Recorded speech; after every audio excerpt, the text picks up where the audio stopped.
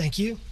The next question will be addressed to the candidates for place 6, and we'll go ahead and start with Mr. Greenberg on this one. The question is, in your opinion, what has been the biggest success of the City Council over the past 2 years? What do you believe the biggest failures have been over the last 2 years, and how would you capitalize or overcome the challenge of either? Thank you.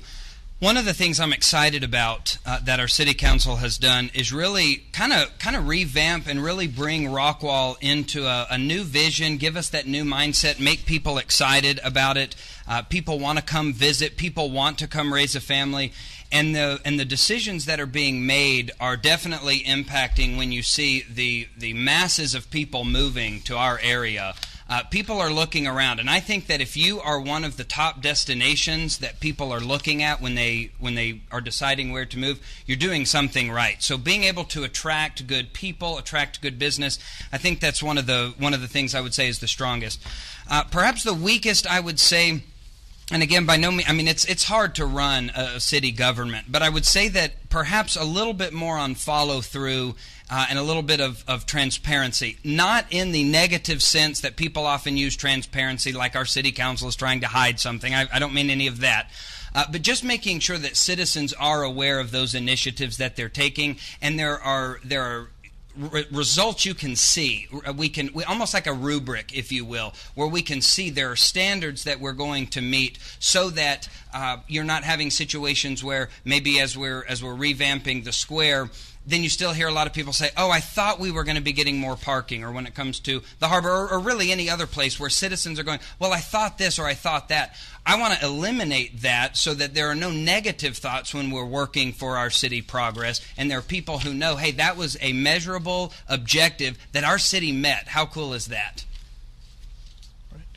Mr. Trowbridge.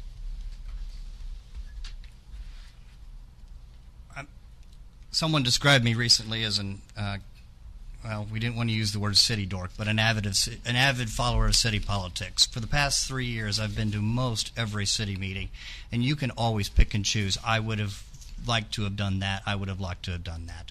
Or I would not have wanted to have done that. And that's the beauty of a council, is it's a blending of opinions and beliefs in where your overall direction is going to be.